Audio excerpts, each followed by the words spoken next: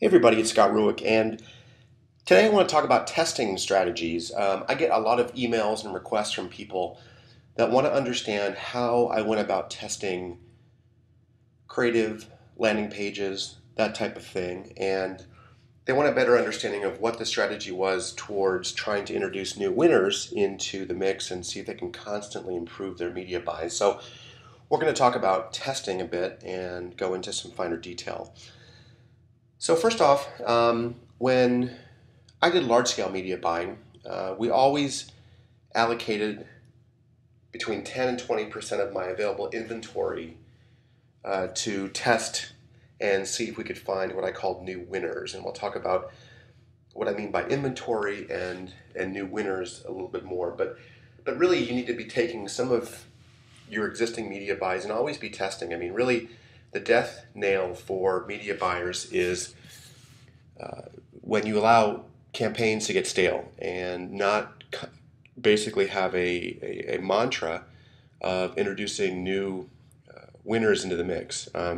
So really, I encourage people to get into the habit of always testing new things. And so obviously you don't want to take all your inventory and test it because you'd never get a high ROI. So we limited it to 10 to 20% of the available inventory. So at least I had 80 to 90% of my inventory going to my winner.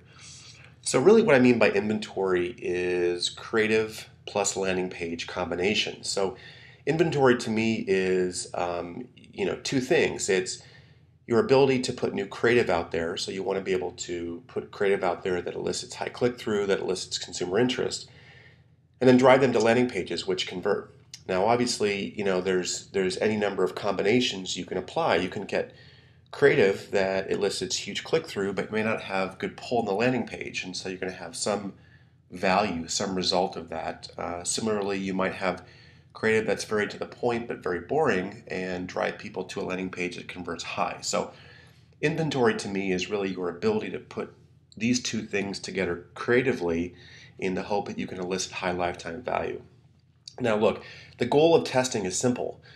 You want to maximize your return. You want to spend as little as possible and make as much as possible.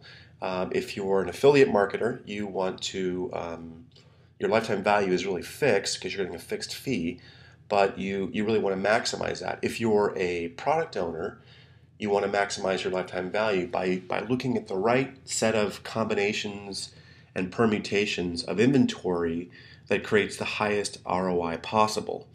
And again, the goal of testing is simple: beat your current winner. So if you're currently running media, you have a sense of one creative or one set of inventory that's doing the best. And so all of your testing should revolve around trying to beat that winner. And really, it's a never ending process of doing that. So the other thing that you want to do that's important is to remove your bias. I get a lot of questions from people that ask me what my opinion is on things. And although we all have opinions, certainly, and we all believe certain things, with media buying, you really want to try to limit your opinion because more often than not, you're not the one buying the product or service. So really try to remove your bias on what you think will work and what won't work. More often than not, when I've heard the term "this will never work," a lot of times those end up being my best campaigns. So if it's a blinking banner or if it's a really ugly landing page, to our eye, that may be unappealing, but it actually may work. And so the great news is that with all media buying, it's a numbers based game, so you'll know hopefully the next day whether you're right or wrong. So really take the time to remove your bias and have very little opinions on things. So long as you can take some of your inventory and keep applying new ideas, testing new things, I think that's going to go an awfully long way. All right, so allocation. So we've talked about allocating a certain percentage of your inventory to test, 10 to 20%. With that testing, what we would do is we would take half of that inventory and copy other winners. So I would find out similar campaigns that were running on different channels from my competitors, and I would copy them. I would figure out what they're doing and try to see if I could get the same results. Look, I mean, copying happens all the time. There's very little originality out there in creative. And so what we would do is assume that if somebody else was running creative at a high level, they were doing okay. So we would see if we could replicate those results with half of the inventory. The other half was devoted to testing new ideas, new things. And so this is where I talked about removing your bias. Try all kinds of new things. If you surf the web long enough, you'll see all kinds of interesting ways to generate new leads and customers. And finally, maintain a test-friendly culture. When we ran media, we had a lot of media buyers, and I would encourage them to think of new things.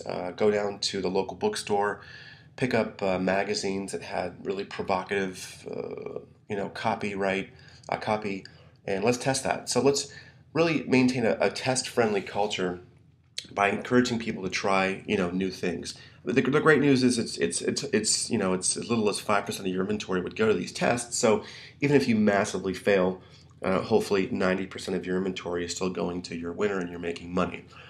Now, obviously, you want to limit your tests, so you don't want to have a test campaign that goes on forever.